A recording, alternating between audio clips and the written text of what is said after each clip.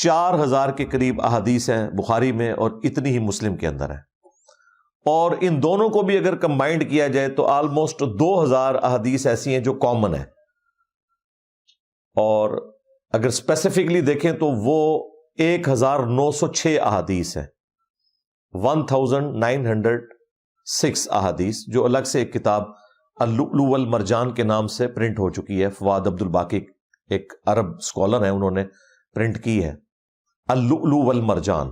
قرآن میں 2 موتیوں کا ذکر تھا نا، تو وہ انہوں نے اس کا نام بخاری اور مسلم کے حوالے سے اللؤلؤ والمرجان رکھ دیا۔ پھر جو بخاری مسلم میں احادیث ہیں ان میں سے کافی ساری احادیث ہیں جو جامعہ ترمذی میں ہے، سنن ابی داؤد میں ہے، سنن نسائی میں ہے، ابن ماجہ میں ہے۔ لہٰذا اگر یہ ساری اسکروٹنگ آپ کرنی شروع کریں تو جو اہل علم محدثین ہیں وہ یہ کہتے ہیں کہ یہ کتب ستہ ہوں یا باقی احادیث کی کتابیں ہوں،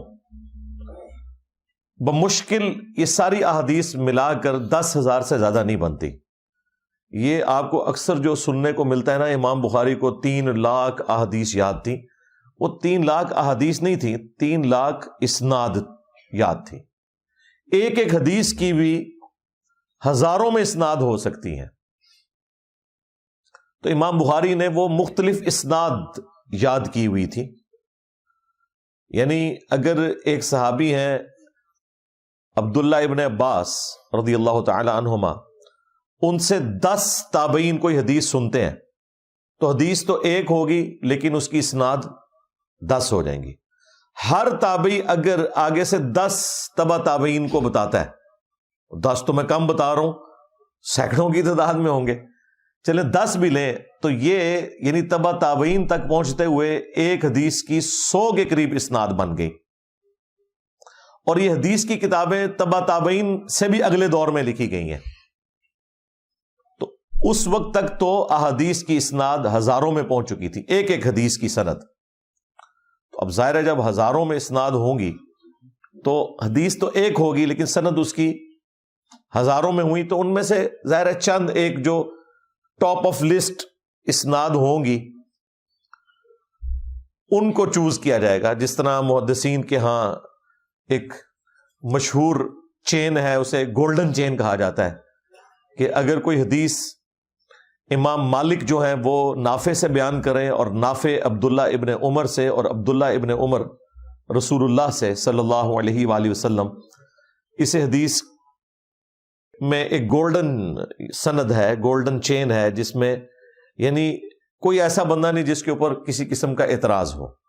اس سے نیچے بھی یعنی امام بخاری کے استاد ہیں احمد بن حنبل، احمد بن حنبل کے استاد ہیں محمد بن ادریس شافعی، اور ان کے استاد ہیں امام مالک بن انس، اور ان کے استاد ہیں امام نافع، اور ان کے استاد عبداللہ ابن عمر۔ تو اس طرح یہ چینز چلتی ہیں۔ تو پھر امام بخاری امام مسلم نے جو بیسٹ چینز تھیں ان کا انتخاب کیا، اور اس میں بھی انہوں نے کوشش کی کہ ان اماموں سے لے کر رسول اللہ تک صلی اللہ علیہ وآلہ وسلم کم سے کم لوگ انوالو ہوں۔ ان احادیث کو پریفر کیا گیا۔ ظاہر ہے جتنے کم بندے انوالو ہوں گے سند کو چیک کرنا بھی آسان ہوگا۔ یہی وجہ ہے کہ اب جو حدیث کی کتابیں لکھی جاتی ہیں وہ صرف نوٹس کی شکل میں ہوتی ہیں، سیکنڈری کتابیں یا ٹرشری کتابیں ہوتی ہیں۔ اوریجنل کتابیں وہی ہیں جو پہلے 300 سال کے اندر کمپائل ہو گئی۔ اس کے بعد اگر کوئی کتاب سامنے آئی ہے نا 3 صدی ہجری کے اینڈ یا 4 میں جا کے، تو وہ امام طبرانی کی موجم ہے، یا اس کے بعد ان کے شاگرد ہیں امام حاکم، انہوں نے المستدرک لکھی، اور ان کے بعد ان کے شاگرد ہیں امام بیہقی۔ تو یہ 5ویں صدی میں آ کے امام بیہقی بنتے ہیں۔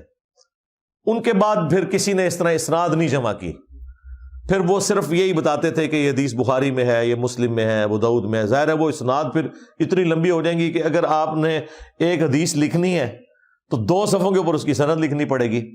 آج اگر کوئی سند اپنی بیان کرے گا تو یہ ویسے تو آپ کو استادوں کی سند بتاتے ہیں یہ علماء کہ جی فلاں سے فلاں سے، حالانکہ ان کا کوئی لینا دینا نہیں، نہ امام بخاری سے نہ امام مسلم سے۔ وہ صرف کاغذی کارروائی میں، جس طرح کاغذی کارروائی میں لوگ مسلمان بھی ہیں، اور سود بھی کھا رہے ہیں اور نماز بھی نہیں پڑھ رہے اور بے پردگی بھی عام ہے، بس وہ کاغذی کارروائی میں اس طرح ان کا بھی سلسلہ چل رہا ہوتا ہے۔ تو اصل جو پرائمری کتابیں ہیں وہ وہی ہیں جو ہم نے یہاں رکھی ہوئی ہیں، جو شروع میں لکھی گئیں، اور ان اماموں نے اپنی اسناد کو رسول اللہ صلی اللہ علیہ وآلہ وسلم تک باقاعدہ پہنچایا، ایک ایک چیز کو اپنے استادوں سے بیان کیا، پھر ان کے استادوں سے، پھر ان کے استادوں سے۔ آج ہم بڑی آسانی کے ساتھ کہہ دیتے ہیں کہ جی رسول اللہ صلی اللہ علیہ وآلہ وسلم نے فرمایا انما الاعمال بالنیات، اعمال تو صرف نیتوں کے اوپر ڈیپینڈنٹ ہے، اعمال کا دار و مدار نیتوں کے اوپر ہے۔ لیکن یہ حدیث امام بخاری اور امام مسلم نے نبی علیہ السلام تک پوری سند کے ساتھ پہنچائی ہے۔ ہم حدیث جب بیان کرتے ہیں تو ہم کہہ دیتے ہیں کہ یہ حدیث ہے، اور جس کو تھوڑا بہت کوئی علمی شغف ہوتا ہے وہ کہتا ہے یہ حدیث بخاری کی پہلی حدیث ہے، مشکات میں بھی پہلی حدیث یہی ہے، اور مشکات میں انہوں نے اس کو مقدمے میں ذکر کر دیا، مسلم میں بھی یہ حدیث موجود ہے۔ آج ہمارے لیے کتنی آسانی ہے کہ ہم کتابوں کے نام لیتے ہیں لیکن اپنے سے لے کر نبی علیہ السلام تک سند بیان نہیں کرتے۔ یہ جو علماء اور مفتیاء کہہ رہے ہوتے ہیں نہیں ہماری سند جاتی ہے، وہ ان کی استادی شاگردی کی سند جاتی ہے، اور وہ بھی سب کانٹیننٹ میں تو ساروں کی اسناد جو ہیں وہ شاہ ولی اللہ دہلوی سے اوپر جا رہی ہیں، اور شاہ ولی اللہ خود باغی ہیں اس پورے سسٹم کے۔ حجت اللہ البالغہ میں جو انہوں نے مٹی پلید کی ہے حنفیوں کی اور فقہ حنفی کے فرسودہ نظریات کی، کسی کو نہیں انہوں نے چھوڑا، اور جو ان کی خواہش تھی وہ خود تو نہیں کر سکے لیکن اللہ کے فضل سے ہم نے وہ کام کر دیا۔ ان کی خواہش یہ تھی، وہ یہ کہتے تھے کہ اب ہمارے سامنے احادیث کی کتابیں آ چکی ہیں، لہٰذا کوئی نئی فقہ ایک مرتب ہونی چاہیے جس میں جو باتیں امام ابو حنیفہ کے فتوے قرآن و سنت کے مطابق ہیں وہ لے لیے جائیں، جس میں امام شافعی کی بات سنت کے زیادہ نزدیک ہے وہ لے لی جائے، جس میں امام احمد بن حنبل کی بات سنت سے زیادہ قریب ہے وہ لے لی جائے، اور ایک ایسی یعنی نئی فقہ مرتب کی جائے جو احادیث کی کتابوں کے اوپر ہو، کیونکہ آج ہمارے پاس کمبائنڈ فارم میں نالج موجود ہے جو اس وقت اماموں کے پاس نہیں تھا۔ امام بخاری کے پاس تو صحیح بخاری تھی نا، یا چند ایک احادیث، اور ہمارے پاس تو مسلم شریف بھی ہے، امام مسلم کی پوری زندگی کی کمائی۔ امام مسلم کے پاس تو مسلم شریف یا چند اور احادیث ہوں گی، ہمارے پاس تو جامع ترمذی بھی موجود ہے اور ایک کلک کے اوپر موجود ہے۔ یہ تو بڑا مبارک دور ہے۔ تو اللہ کے فضل سے احادیث کا یہ خزانہ اب ایک عام مسلمان کی اپروچ میں آ چکا ہے، اور اس کی نیٹو لینگویج کے اندر۔ آج سے 100 سال پہلے کسی بھی حدیث کی کتاب کا کوئی ترجمہ موجود نہیں تھا، بمشکل 100 سال ہوئے ہیں یہ بخاری کا ترجمہ ہوئے 1920 میں۔ اس سے پہلے بخاری دنیا میں ٹرانسلیٹ ہی نہیں ہوئی، عربی میں رہی، اور اجمیوں نے عربی سیکھی نہیں، لہذا ان کے اوپر صوفیاء مسلط رہے، انہیں کیا پتا بخاری میں کیا لکھا ہے، مسلم میں کیا لکھا ہے۔ اور انہوں نے تو قرآن کا ترجمہ نہیں کیا، قرآن کا ترجمہ بھی سب سے پہلا ترجمہ جو ہے وہ فارسی زبان میں شاہ ولی اللہ دہلوی نے کیا، 1176 ہجری میں وہ فوت ہوئے ہیں۔ آج چل رہا ہے 1445 ہجری، یعنی 300 سال بھی نہیں ہوئے قرآن کا ترجمہ ہوئے ہوئے، اور زیادہ ریولوشن جو ہے وہ 100-150 سال پہلے آئی ہے، وہ بھی دیکھا دیکھی، زدم زدہ، چونکہ اب ایک کام ڈھل گیا تھا۔ شروع میں تو انہوں نے مخالفت کی، پھر ان کو فکر لگی کہ یار اس سے تو کوئی فرق نہیں پڑنے کا، بہتر یہ ہے کہ ہم بھی اپنے ترجمے اور ساتھ تفسیروں میں لچ فرائی کر کے نا اپنے اپنے فرقوں کے نا ترجمے لانچ کر دیں، تاکہ ہم اس شر کے آگے بند باندھ سکیں۔ وہ تو شر سمجھتے ہیں نا، ظاہر ہے ایاک نعبد و ایاک نستعین پڑھ کے جنہوں نے بابوں کو پکارنا ہے وہ تو قرآن کے ترجمے کو شر ہی سمجھیں گے۔ تو انہوں نے زدم زدہ یہ سب کچھ کیا ہے، شوق سے نہیں کیا۔ جس طرح ہم سوشل میڈیا کے اوپر آئے تو اب علماء نے بھی پھر بعد میں چینل بنائے، لیکن بیچارے لیٹ ہو گئے۔ اور یہ بھی میں آپ کو ایک شریفانہ کمنٹس دے رہا ہوں، یہ اگر اس زمانے میں آ بھی جاتے ہیں نا، ہمارے لانچ ہونے کے بعد ان کے لیے کوئی گنجائش نہیں تھی، انہوں نے وی لاگز ہی پھر بنانے تھے۔ اس کی وجہ یہ ہے کہ یہ کیا بتائیں گے عوام کو؟ حنفی یہ بتائیں گے کہ بخاری میں یہ لکھا ہوا ہے، مسلم میں یہ لکھا ہوا ہے۔ بریلوی دیوبندی کیا آپ کو جامع ترمذی اور ابو داؤد کے حوالے دیں گے؟